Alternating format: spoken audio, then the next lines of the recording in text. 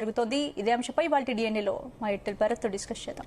భరత్, యుద్ధం పరిస్థితి ఇంకా స్పష్టంగా లేకుండానే మినీ లాక్డౌన్ ప్రచారం ఎందుకు జరుగుతుంది? దీనిపై కేంద్ర ప్రభుత్వం అధికారికంగా లాక్డౌన్ లాంటిది ఏమి ఉండదు.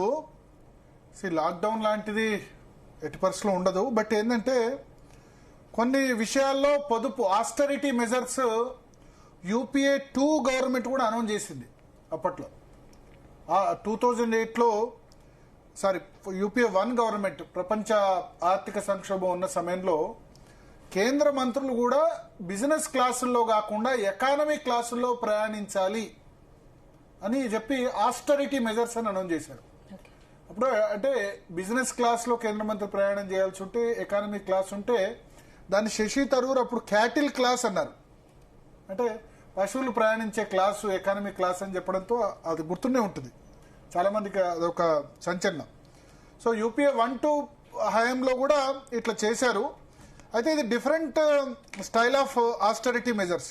ఒకటి, భారతదేశం ప్రధానంగా 74 లక్షల కోట్ల దిగుమతులు చేసుకుంటుంది. మన ఎగుమతుల కంటే దిగుమతులు చాలా ఎక్కువ. దీనివల్ల ఏం జరుగుతుంది? కరెంట్ అకౌంట్ డెఫిసిట్ అన్నది జరుగుతుంది. మనం ఎక్స్పోర్ట్ ఓరియంటెడ్ కంట్రీ కాదు, ఇంపోర్ట్ ఓరియంటెడ్ కంట్రీ. చైనానేమో చాలా దేశాలకి ఎగుమతులు చేస్తుంది. ఎలక్ట్రానిక్స్ అయినా, హార్డ్వేర్ అయినా, చిప్స్ అయినా, చైనా మాల్ అయినా, అంటే చాలా చీప్ లేబర్తో అక్కడ చేయగలుగుతుంది. బట్ మన దేశం వచ్చేసి ఎక్స్పోర్ట్ ఓరియంటెడ్ కంట్రీ కంటే ఎక్కువ మనం దిగుమతులు ఎక్కువ చేసుకుంటాం. దిగుమతులు 73-74 లక్షల కోట్ల దిగుమతులు లాస్ట్ ఇయర్ చేసుకున్నాం. దీనిలో 23 లక్షల కోట్ల దిగుమతులు ఒక 4 రంగాల్లో మాత్రమే చేసుకుంటాం. అది ముడి చమురు, అంటే క్రూడ్ ఆయిల్. ముడి చమురు క్రూడ్ ఆయిల్ అంటే పెట్రోలు, డీజిల్, తర్వాత గ్యాస్, ఇవన్నిటి ఉత్పత్తిలో ఉపయోగించేది. అంటే క్రూడ్ ఆయిల్ రిలేటెడ్ ప్రొడక్ట్స్ అన్ని కలిపి దాదాపు 13 లక్షల కోట్ల విలువైన వాటిని మనం దిగుమతి చేసుకుంటాం. అంటే ఆలోచించండి, 73 lakh crores లో 13 లక్షల కోట్లు పెట్రోలియం ప్రొడక్ట్సే. దీనిలో మనం ఒక 20% తగ్గించగలిగిన దిగుమతుల్ని, అంటే 13 లక్షల కోట్ల 20% అంటే ఒక 4 లక్షల కోట్ల వరకు తగ్గిపోతుంది. తర్వాత బంగారం, మన దగ్గర బంగారం ప్రొడక్షన్ ఆల్మోస్ట్ నిల్. కోలార్ గోల్డ్ ఫీల్డ్స్ ఎప్పుడో, కేజీఎఫ్ సినిమా ఎప్పుడో అది మూతపడింది. సో బంగారం మనం ఎక్కడి నుంచి, ఆస్ట్రేలియా నుంచి, సౌత్ ఆఫ్రికా నుంచి, వేరే దేశాల నుంచి దిగుమతి చేసుకుంటాం. దాని వర్త్ ఎంత తెలుసా? 7.5 లక్షల కోట్ల విలువైన బంగారాన్ని దిగుమతి చేసుకుంటాం. ఎందుకు? బంగారం ఇప్పుడు పెళ్లికో, ఆభరణాలకో, తాళిబొట్టుకో, లేకపోతే ఇంకో వాటికైతే ఓకే. బట్ ఇప్పుడు ఇన్వెస్ట్మెంట్గా కూడా బంగారం తీసుకుంటున్నారు. రోజు 20 రూపాయలు, 100 రూపాయలు బంగారం కొంటున్న వాళ్ళు కూడా ఉన్నారు, పెరుగుతుందని చెప్పి. సో ఇంకా ఈ ఫిజికల్ గోల్డ్ వల్ల ఇంకా జరుగుతుంది. సరే, డిజిటల్ గోల్డ్ కంటే కూడా నష్టం జరుగుతుంది. సో ఇన్వెస్ట్మెంట్గా కూడా రేట్లు పెరుగుతాయి కదా అని బంగారం తీసుకుంటారు. దాన్ని బంగారం ఈజ్ ఏ లగ్జరీ వస్తువు, నిత్యావసరం ఏం కాదు కదా. బంగారం లేకపోతే మనిషి బతకలేరు కదా. ముందు కావాల్సింది కూడు, గూడు, నిద్ర, ఇవన్నీ కావాలి. అంటే ఉండడానికి ఒక ఇల్లు కావాలి, తినడానికి తిండి కావాలి, ఇది కావాలి. సో బంగారం మీద ఇవాళ 5% నుంచి కస్టమ్ సుంకం 10%కి పెంచారు. గతంలో మరి కేంద్ర ప్రభుత్వం కస్టమ్ సుంకం ఎందుకు తగ్గించిందో అర్థం కాలేదు. బట్ ఇంట్లో ఆడవాళ్ల సెంటిమెంట్ ఎంతవరకు ఉండాలో అంతవరకు ఆభరణాలు ఉండాలి. కానీ దేశం మీద భారం అయినప్పుడు 7 లక్షల కోట్ల రూపాయల విలువైన విదేశీ మారక ద్రవ్యం మన దగ్గర ప్రొడ్యూస్ కావట్లే. మనం దాన్ని డాలర్లు ఇచ్చి కొంటున్నాం. దానివల్ల రూపాయి బలైన పడుతుంది. సో 7 లక్షల కోట్ల విలువైన ఇంపోర్ట్ మనం బంగారం చేసుకుంటాం. ఇది కాకుండా ఆయిల్ పామ్ ఆయిల్ 1.5 నుంచి 2 లక్షల కోట్ల వర్త్ పామ్ ఆయిల్ మనం మలేషియా నుంచి, వేరే దేశాల నుంచి దిగుమతి చేసుకుంటాం. సో మోడీ ఏం చెప్పారు? కొంచెం ఆయిల్ తగ్గించండి, తగ్గిస్తే దేశ ఆరోగ్యానికి మంచిది, మీ ఆరోగ్యానికి కూడా మంచిది. ఫ్రైలు, డీప్ ఫ్రైలు ఇవన్నీ కూడా తగ్గించండి. కొంచెం ఆయిల్ తగ్గిస్తే ఒక 10%, 20% ఆయిల్ తగ్గించిన లాభమే కదా. సో దాని బదులు నేనేం చెప్తా అంటే ఆయిల్ పామ్ పంట పండించండి. వరి మన రాష్ట్రంలో, తెలంగాణ రాష్ట్రము, ఆంధ్రప్రదేశ్ రాష్ట్రాల్లో తినేదానికంటే 7-8 రెట్లు ఎక్కువ చేస్తున్నాం. మీరు మహారాష్ట్ర పోయినా, ఢిల్లీ పోయినా అందరూ కూడా వాళ్ళు రోటీ తింటారు, చపాతీ తింటారు తప్ప రైస్ తినేది ఒక కప్పు రైస్ మాత్రమే తింటారు. సో తినేవి సౌత్ ఇండియన్ స్టేట్స్. ఎక్స్పోర్ట్ చేయాలంటే ఫిలిప్పీన్స్, థాయిలాండ్, వియత్నాం. అమెరికాలో పోతే మన తెలుగు వాళ్ళే తింటారు తప్ప అమెరికా, బ్రిటన్లో పెద్దగా డిమాండ్ లేదు. ఏడు రేట్లు ఎక్కువ పండిస్తున్నాం వరిని తినేదానికంటే. ప్రతి సంవత్సరం 7 రేట్లు ఎక్కువ అయితే ఎఫ్సిఐ గోదాములు మొత్తం నిండిపోయినాయి. అందుకని ప్రతిసారి ఇంకా కొనట్లేదు రైతులు అని చెప్తారు. సో పంట మార్పిడి ఏదైతే రేవంత్ రెడ్డి ప్రభుత్వం అనౌన్స్ చేసిందో దాన్ని డెఫినెట్ గా స్వాగతించాలి. వరి బదులు ఆయిల్ పామ్ పెంచాలి. ఇప్పుడు తెలంగాణలో 2 లక్షల ఎకరాల్లో ఆయిల్ పామ్ పెంచుతున్నారు. మొత్తం 1,30,00,000 ఎకరాల్లో 2% కూడా లేదు. ఓ 20 lakh ఎకర్స్ మన దగ్గర పెంచితే 3-4 వేల మొక్క వస్తే ఎందుకు మనం మలేషియా దగ్గర నుంచి ఎందుకు దిగుమతి చేసుకోవాలి? దానికో 1,50,000-2 లక్షల కోట్లు ఖర్చు అవుతుంది. ఫెర్టిలైజర్స్, ఎరువులు, మొత్తం పంటలంతా కూడా ఏమైపోయిందంటే విపరీతమైన పెస్టిసైడ్స్, కెమికల్స్ వాడుతున్నారు. మనం అసలు తినేదానికి మన క్యాన్సర్ ఇంతగా పెరిగిపోతుందంటే అది కూడా ఒక కారణం. యూరియా, మైక్రో యూరియా వాడండి, నానో యూరియా వాడండి, లేకపోతే యూరియా వాడకాన్ని తగ్గించండి అంటే విపరీతంగా యూరియా వేస్తున్నారు దిగుబడి కోసం. సో ఇంత ఎక్కువ దిగుబడి వచ్చినా దిగుబడి ఎక్కువ వచ్చింది అని అంటున్నాం. కానీ ఈ ఫెర్టిలైజర్స్ కూడా మెయిన్ 23 లక్షల కోట్లు ఈ 4 కాంపోనెంట్స్ ఖర్చు అవుతుంది. సో నరేంద్ర మోడీ ఏం చెప్పారు? ఈ 4 కాంపోనెంట్స్ తగ్గించండి. ఒక 20-25% తగ్గించినా సరే దేశ ప్రజలు అది ఎంత అవుతుంది? ఒక 4-5 లక్షల కోట్ల రూపాయల వర్త్ మిగులుతుంది. 4-5 లక్షల కోట్లు అంటే 10% ఆఫ్ ఇండియా బడ్జెట్. మన దేశ బడ్జెట్ ఇప్పుడు 56 లక్షల కోట్లు. సో ఇవన్నీ విదేశాల నుంచి దిగుమతి చేసుకోవడం ఆపేసి ఎక్స్పోర్ట్స్ కనుక పెంచితే డాలర్తో రూపాయి మార్క వెళ్ళలేదు. ఎవరి చేతిలో ఉంది? ఇంకా మిగతా చాలా ఇంపోర్ట్ చేసుకునే చాలా ఉన్నాయి. కానీ ఇంకోటి ఏం చెప్పారు? స్వదేశీ. మన యాపిల్స్, అమెరికా నుంచి వచ్చిన యాపిల్స్ తింటున్నాం, స్ట్రాబెర్రీ, కివీ, ఫ్రూట్స్, ఇటువంటివి కూడా ఆలోచించాలి. మన దగ్గర పండితే మనం ఏమైనా తీసుకోవచ్చా? Cell phones, China made cell phones. ఇప్పుడు సరే మేక్ ఇన్ ఇండియా వల్ల కొంచెం ఇండియాలో ప్రొడక్షన్ కూడా పెరిగింది. సో ఇవన్నీ చేయాల్సిన అవసరం ఉంది. ఇది ఇప్పుడు మేము చెయ్యము అనేవాళ్ళు కూడా ఉంటారు కొద్దిమంది.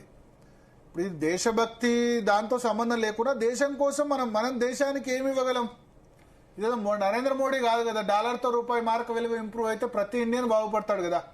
ఇదో నరేంద్ర మోడీ భారతీయ జనతా పార్టీకి లాభం అనే మైండ్ సెట్తో ఉంటే కష్టమే. కానీ మనం ఎటువంటి మైండ్ సెట్తో ఉండాలంటే దీనివల్ల దేశం బాగుపడుతుంది. దేశానికి సంబంధించి అల్టిమేట్గా ఇవాళ నరేంద్ర మోడీ అధికారులు ఉండొచ్చు, రేపు ఇంకొకళ్ళు అధికారులు ఉండొచ్చు.